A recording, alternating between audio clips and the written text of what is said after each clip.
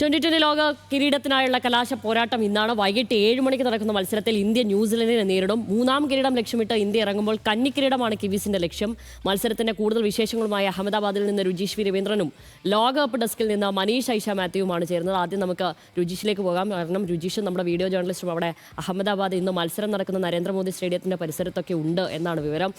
രുചീഷെ, എല്ലാവരും വലിയ ആവേശത്തിനിടയിലായിരിക്കും രുചീഷ് അവിടെ നിൽക്കുന്നത്. പക്ഷേ എന്നെ സംബന്ധിച്ച് എനിക്കൊരു നെഞ്ചിടിപ്പാണ്. എന്താകും മത്സരവിധി, മത്സരം എങ്ങനെയായിരിക്കും? പിന്നെ അത് മാത്രമല്ല, നമ്മൾ ഈ നരേന്ദ്രമോദി സ്റ്റേഡിയത്തിൽ ഇന്ത്യയുടെ ഒരു ചരിത്രം പരിശോധിക്കുമ്പോൾ തീർച്ചയായും ഇന്ത്യയുടെ കണ്ണീര് വീണ ഒരു സ്റ്റേഡിയം കൂടിയാണ് അത്. അപ്പോൾ ഇന്നത്തെ ഒരു മത്സരത്തിൽ രുചീഷിൻ്റെ പ്രതീക്ഷകൾ എന്താണ്? ഒപ്പം അവിടെയുള്ള ആരാധകരുടെ പ്രതീക്ഷയും. തീർച്ചയായും ശ്യാമിലി, ഈ ഒരു 2020 മത്സരത്തിലേക്ക് വരുമ്പോൾ നമ്മൾ പലപ്പോഴും പറയാറുണ്ട് ഈ ചരിത്രത്തിനും അല്ലെങ്കിൽ കണക്കുകൾക്കും വലിയ സ്ഥാനമില്ല എന്ന്. അത് ഓരോ മത്സരത്തിലേക്ക് വരുമ്പോൾ ആ തരത്തിൽ തന്നെയാണ് എല്ലാവരും ആവേശം കാണുക. പക്ഷേ ഇപ്പോൾ ശ്യാമിലി സൂചിപ്പിച്ച സംഭവങ്ങൾ, ആ ഭയം, ഒരുപക്ഷെ വിശ്വാസമുള്ള ആളുകൾക്കൊക്കെ അത് എപ്പോഴും പറഞ്ഞുകൊണ്ടിരിക്കും. കാരണം നരേന്ദ്രമോദി സ്റ്റേഡിയത്തിൽ നമുക്ക് അറിയാം, അതിന് മുൻപ് നടന്ന മത്സരങ്ങളിൽ ലോകകപ്പിന്റെ ഫൈനലിൽ തൊട്ട് മുൻപ് നടന്ന 2023 ഫൈനലിൽ നമ്മൾ കണ്ണീരണിഞ്ഞ് അവസാനിപ്പിച്ച ഒരു മൈതാനമാണ്. ഈ ലോകകപ്പിലാകട്ടെ ദക്ഷിണാഫ്രിക്കയോട് പരാജയപ്പെട്ടിട്ടുണ്ട്. ഇന്ന് എതിരാളികളായി വരുന്ന ന്യൂസിലൻഡ് ആകട്ടെ ലോകകപ്പിൽ 3 തവണ ഇന്ത്യ പരാജയപ്പെട്ടിട്ടുണ്ട്. 3 തവണ മാത്രമാണ് ഇരു ടീമുകളും തമ്മിൽ ലോകകപ്പിൽ മത്സരിച്ചത്. ഇതുവരെയും ന്യൂസിലൻഡിനെ തോൽപ്പിക്കാൻ നമുക്ക് സാധിച്ചിട്ടില്ല. പക്ഷേ നമുക്ക് ഈ ആവേശം, ആരാധകരുടെ ആവേശം കാണുമ്പോൾ അറിയാം, അവർക്ക് ഇന്നാണ് അവരുടെ ദിവസം, അവർ കാത്തിരുന്ന ദിവസം, അവർക്ക് ഈ കണ്ണീരൊക്കെ തുടച്ചു കളയാനുള്ള അവസരം എന്ന രീതിയിലാണ് ആരാധകർ ഇതിനെ കാണുന്നത്. എല്ലാ ഭാഗത്തും ആരാധകരുണ്ട്. നമ്മോടൊപ്പം ചില മലയാളി ആരാധകർ കൂടി ചേരുകയാണ്. നമുക്ക് അറിയാം, ഇന്നലെ മുതൽ വരുമ്പോൾ എല്ലായിടത്തും മലയാളികൾ ഓരോ സ്ഥലങ്ങളിൽ നിന്ന് വരുന്നത് നമ്മൾ കണ്ടിട്ടുണ്ട്.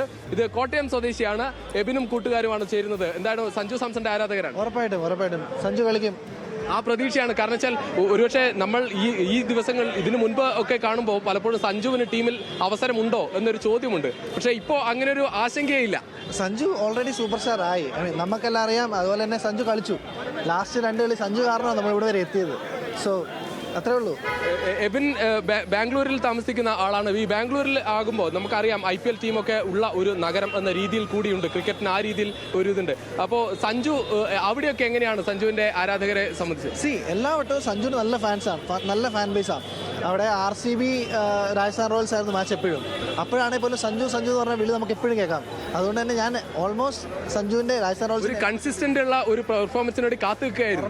ഉറപ്പായിട്ടും ഇപ്പൊ നമ്മളാണ് പറയടാ സഞ്ജുവിനെ പറ്റി ആരാ പറയാനുള്ളത്, ഇങ്ങോട്ട് പറ, നമുക്ക് ബാക്കി പറയാം. അങ്ങനത്തെ ഒരു അവസ്ഥയിലാണ്.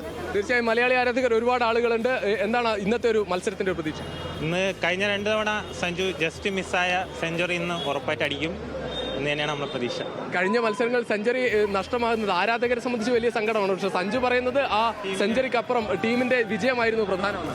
ഇന്ന് ടീമിന് വിജയം ഉണ്ടാവും, സെഞ്ചുറി ഉണ്ടാവും, ആ കിരീടവും നമുക്ക് കിട്ടും. അതെ ഉറപ്പായിട്ടും. എന്തായാലും സഞ്ജു നോട്ട് ഔട്ട് സെഞ്ചുറിയാണ്, നോട്ട് ഔട്ടാണ്. തീർച്ചയായും ആ പ്രതീക്ഷയാണ് ആരാധകർക്കുള്ളത്. സഞ്ജു ഒരു നോട്ട് ഔട്ടായി തന്നെ സെഞ്ചുറി നേടണം. സെഞ്ചുറിയിലേക്കുള്ള പ്രതീക്ഷയാണ്. നമുക്ക് കാണാം, ഇവിടെയൊക്കെ എല്ലാ തരത്തിലും കാണാം, ആ ആവേശം കാണാം. എല്ലായിടത്തും ആളുകൾ വലിയ ആവേശത്തോടെ നിൽക്കുകയാണ് ശ്യാമിലി. കാരണം നമ്മൾ ഈ മത്സരം തുടങ്ങാൻ അല്ലെങ്കിൽ സ്റ്റേഡിയത്തിലേക്ക് ആളുകളെ കയറ്റിവിടാൻ ഇനിയും മണിക്കൂറുകളുണ്ട്. പക്ഷേ ഈ കാത്തിരിപ്പ് വല്ലാത്ത ആവേശത്തിലുള്ള കാത്തിരിപ്പാണ്. കാരണം ഇപ്പോൾ തന്നെ ടിക്കറ്റ് എല്ലാം വിറ്റഴിഞ്ഞിട്ടുണ്ട്. നമുക്കറിയാം, 1,32,000 ആളുകളെ ഉൾക്കൊള്ളാൻ പറ്റുന്ന ലോകത്തിലെ ഏറ്റവും വലിയ ക്രിക്കറ്റ് സ്റ്റേഡിയമാണ് അഹമ്മദാബാദ് എന്ന് നമുക്കറിയാം. ആ രീതിയിലുള്ള ആവേശം ഇവിടെയുണ്ട്. കാരണം ആ ടിക്കറ്റുകൾ വിറ്റഴിഞ്ഞതിന് ശേഷവും അവസാന നിമിഷം ടിക്കറ്റ് സ്വന്തമാക്കാൻ വേണ്ടി കാത്തിരിക്കുന്ന ആളുകളുണ്ട്.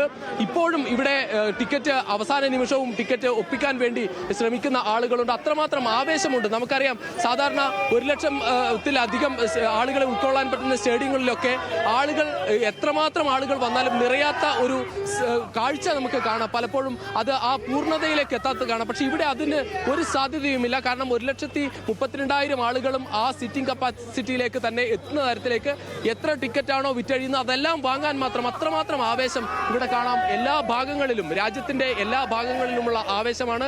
രാജ്യം ഒന്നാകെ തന്നെ അഹമ്മദാബാദിലേക്ക് എത്തുന്ന കാഴ്ചകളാണ് നമ്മൾ കാണുന്നത്. കാരണം ഏറ്റവും പ്രധാനപ്പെട്ട കാര്യം, ഈ ലോകകപ്പിൽ തുടക്കം മുതൽ നമ്മൾ ആതിഥേയരായ ലോകകപ്പ് എന്ന അർത്ഥത്തിൽ മാത്രമല്ല, തുടക്കം മുതൽ നമുക്ക് ചില പാളിച്ചകൾ ഇന്ത്യൻ ടീമിന് പറ്റി. പക്ഷേ അതിനുശേഷം ഒന്നൊന്നായി ടീം അതിൻ്റെ പൂർണ്ണമായ ശക്തി തെളിയിക്കുന്ന തരത്തിലേക്ക് മാറുന്നതാണ് നമ്മൾ കണ്ടത്. അത് സഞ്ജു സാംസണിന്റെ കാര്യത്തിലായാൽ തന്നെ ആദ്യഘട്ടത്തിൽ സഞ്ജുവിന് അവസരം ലഭിച്ചില്ല. പിന്നീട് സഞ്ജു ടീമിൽ ഉണ്ടാകുമോ എന്ന കാര്യത്തിൽ പോലും നമുക്ക് സംശയമുണ്ടായിരുന്നു. പക്ഷേ ഇപ്പോൾ അതിനൊന്നും അർത്ഥമില്ലാത്ത കാര്യമായി. കാരണം സഞ്ജു തുടർച്ചയായി അദ്ദേഹത്തിന്റെ ബാറ്റ് എടുത്തപ്പോഴെല്ലാം സിക്സറുകൾ കൊണ്ട് മറുപടി പറയുന്നതാണ് നമ്മൾ കണ്ടത്. സഞ്ജു ഇനി ടീമിലുണ്ടോ എന്ന ചോദ്യം പോലും അർത്ഥമില്ല. സഞ്ജു ഈ ടൂർണമെന്റിന്റെ താരമാകാൻ പോവുകയാണ് എന്നതാണ് ഏറ്റവും പ്രധാനപ്പെട്ട കാര്യം. കാരണം ഇന്ത്യൻ ചേട്ടന്റെ കാര്യത്തിൽ എന്തായാലും ഉറപ്പായി കഴിഞ്ഞു. ചേട്ടൻ സൂപ്പർ ആക്കുമെന്ന് തന്നെയാണ് മലയാളികൾ എല്ലാവരും പ്രതീക്ഷിക്കുന്നത്. രുചിഷ, ഞാൻ ചോദിക്കുന്നത്, ഒരു പ്രഡിക്ഷൻ ഉണ്ടോ? ആർക്കാർക്കും ടോസ്, പിന്നെ എത്ര റൺ ഇന്ത്യ അടിക്കും? ആരാണ് ആദ്യം ബാറ്റ് ചെയ്യുന്നത് നമുക്കറിയില്ല, എങ്കിൽ പോലും ഒരു പ്രഡിക്ഷൻ ഉണ്ടോ?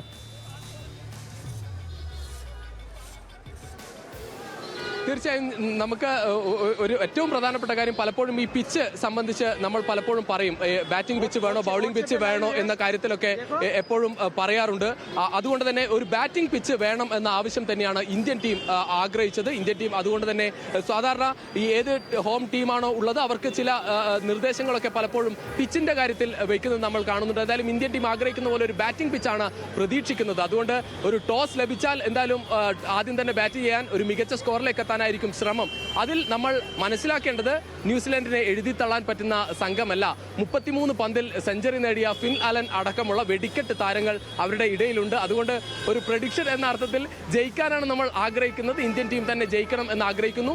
തുടർച്ചയായി കിരീടം നേടാൻ പോകുന്ന ആദ്യത്തെ ടീമാകാൻ ആഗ്രഹിക്കുന്നു. 3 കിരീടം നേടുന്ന ടീമാകാൻ ആഗ്രഹിക്കുന്നു. സ്വന്തം മണ്ണിൽ കിരീടം നേടുന്ന ഒരു ടീം എന്ന റെക്കോർഡ്, അങ്ങനെ ഒരുപാട് റെക്കോർഡുകൾ ഒരു ജയത്തിന് അകലെ ഇന്ത്യക്കുണ്ട്. ഇന്ത്യ തന്നെ ജയിക്കുമെന്ന പ്രതീക്ഷയാണുള്ളത്. പക്ഷേ ന്യൂസിലൻഡിന് ഒരിക്കലും എഴുതി തള്ളാൻ പറ്റുന്ന സംഘമല്ല. എന്തായാലും ഏറ്റവും മികച്ച മത്സരം